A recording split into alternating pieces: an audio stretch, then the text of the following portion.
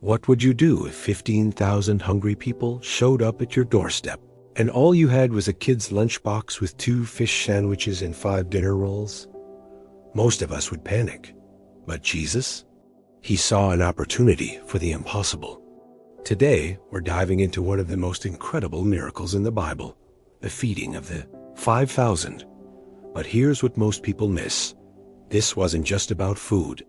This was about God's heart for every person, His power over impossible situations, and why small offerings in God's hands become extraordinary miracles. Welcome back to Bible Stories Unleashed. And if you're new here, we bring Bible stories to life in ways that will strengthen your faith and change your perspective. Make sure to subscribe and hit that notification bell. You don't want to miss what God has in store. Our story takes place on the shores of the Sea of Galilee. Around 29 AD, Jesus has been traveling from town to town, healing the sick, teaching about God's kingdom, and performing miracles that are causing quite a stir. But Jesus has just received devastating news.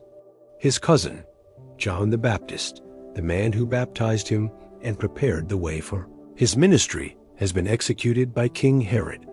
Jesus is grieving, and he needs time alone with his Father. So Jesus withdraws by boat to a quiet place to pray. But here's the thing about Jesus. Even in his own pain, he can't ignore the pain of others. Word spreads quickly. From every nearby town, people start running. Families carrying sick relatives, parents with disabled children, individuals desperate for hope. They're literally racing along the shoreline, following Jesus' boat. When Jesus reaches the shore, instead of finding the solitude he sought, he finds something that breaks his heart in the most beautiful way. Thousands of people who are spiritually hungry, physically hurting, and desperately lost. Matthew tells us that when Jesus saw the crowd, he had compassion on them. But the original Greek word here is splagnizomai. It means his heart was moved to the very core, like a mother seeing her child in pain. So instead of retreating, Jesus does what Jesus always does. He serves. He heals their sick, teaches them about God's love, and gives them hope. Hours pass. The sun begins to set. The disciples start getting nervous. This is a remote area. No restaurants, no food vendors, no grocery stores. And they're looking at approximately 5,000 men, plus women and children. Biblical scholars estimate around 15,000 people total. They approach Jesus with what seems like wise counsel. This is a remote place, and it's already getting late. Send the crowds away so they can go to the villages and buy themselves some food. Makes sense, right? It's practical. It's logical. It's single quotes human thinking. But Jesus responds with words that must have made their hearts stop. They do not need to go away. You give them something to eat. Can you imagine? The disciples are probably thinking, Jesus, we've been with you long enough to know you don't say things you don't mean. But this is impossible. Philip quickly does the math.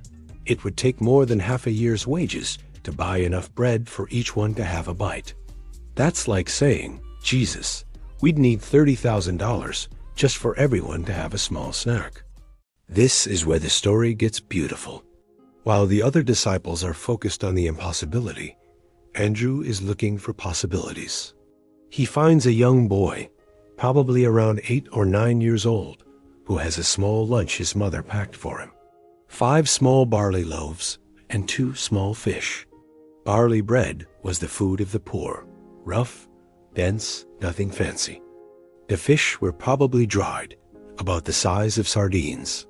Andrew brings the boy to Jesus, but even he seems embarrassed. Here is a boy with 5 small barley loaves and 2 small fish, but how far will they go among so many? Think about this moment. Everyone else sees the problem. The boy sees the possibility. Everyone else focuses on what they don't have. The boy offers what he does have. Now, here's what we don't want to miss. This boy had every reason to keep his lunch. He was probably hungry too. His lunch was tiny compared to the need. He could have thought, what difference could this possibly make? He might have been embarrassed, offering poor boys food to the famous Jesus. But instead, he does something that changes everything. He places his small lunch into the hands of Jesus. He doesn't know what Jesus will do with it. He just knows that whatever Jesus does will be better than what he could do with it himself. Jesus doesn't panic. He doesn't stress. He simply gives instructions. Have the people sit down in groups. Mark tells us they sat in groups of hundreds and fifties, organized, orderly. Even miracles happen with divine order. Jesus is about to feed 15,000 people, and he's doing it systematically. Then Jesus takes the 5 loaves and 2 fish, looks up to heaven, and gives thanks. Think about that. Before the miracle happens, he's already thanking God. He is not asking if God will provide. He is thanking him because he knows God will provide. And then it happens. As Jesus breaks the bread and fish, they multiply. Not just once, but continuously. Every time he breaks off a piece, more appears. The disciples are distributing food, and their baskets never empty. Can you imagine being in that crowd? One moment you're worried about your hungry children. The next moment you're watching the impossible happen right before your eyes. John tells us that people ate as much as they wanted. This wasn't just enough. It was abundance. God doesn't just meet our needs. He exceeds them. After everyone had eaten their fill, Jesus gives another instruction. Gather the pieces that are left over. Let nothing be wasted. The disciples collect 12 baskets full of leftover pieces, 1 basket for each disciple. They started with almost nothing and ended with more than they began with. The crowd is so amazed that they want to make Jesus their king by force. They've never seen anything like this. But Jesus withdraws because he knows his kingdom is not of this world. First, this story shows us that God sees every need, even when we think we're forgotten. Jesus was grieving, seeking solitude, yet when he saw hurting people, he stopped everything to care for them. Your financial struggles, your health challenges, your family problems, God sees them all, and his heart is moved with compassion for you. Second, never underestimate what God can do with your small offering. That boy could have thought, my lunch is too small to matter. But in God's hands, small becomes significant. Your talents, your resources, your time, they might seem insignificant to you, but God specializes in using ordinary things for extraordinary purposes. Maybe you think you're too young, too old, too broken, or too ordinary. God says, give me what you have, and watch what I'll do with it. Finally, this miracle reveals the difference between human thinking and God's economy. The disciples saw scarcity, not enough food, not enough money, not enough resources. But God sees abundance, more than enough power, provision, and possibility. When you're facing an impossible situation, remember, God is not limited by your limitations. He's not stressed by your circumstances. He's not surprised by your challenges. First, identify what's in your lunch basket. What gifts, talents, resources, or opportunities has God given you?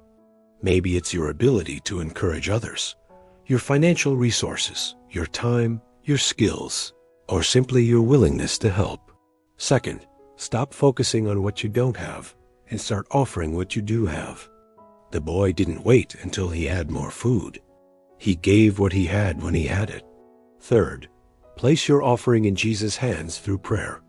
Tell him, God, I don't know how you'll use this, but I trust you to multiply it for your glory. Remember, God is not asking you to feed 15,000 people. He's asking you to offer your lunch. He'll take care of the multiplication. I want to hear from you in the comments below. What's in your lunch basket right now?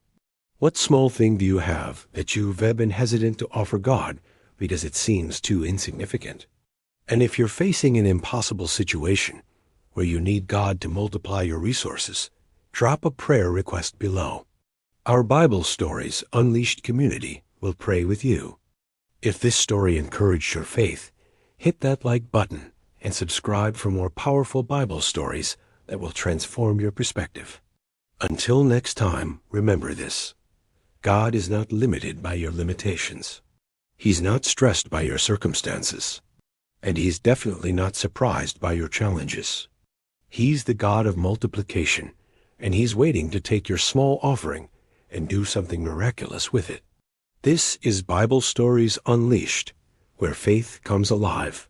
Keep believing, keep trusting, and keep unleashing God's power in your life.